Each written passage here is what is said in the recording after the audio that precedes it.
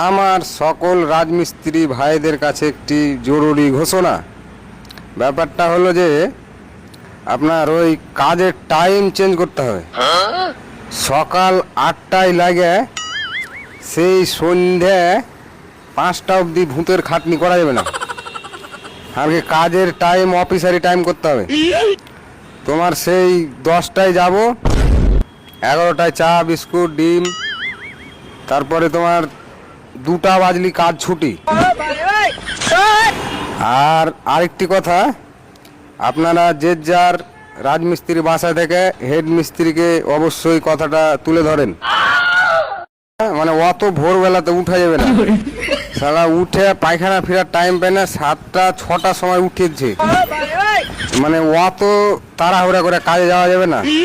তো ওই জন্য আমরা ভাবছি যে আপনার 10টার দিকে কাজের টাইম করাটা উচিত। আর সে কাজ ছাড়ে আইসে হাঁড়ি টাড়ি মাছ দিয়ে সালা 7টা বেরিয়েছে, হাঁড়ি মাঝে ভাত চাপিয়ে কোনো জায়গা ঘুরতে যেতে পারে না।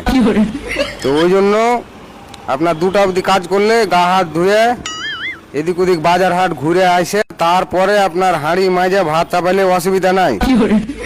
8টা 5টা অবধি কাজ করা যাবে না।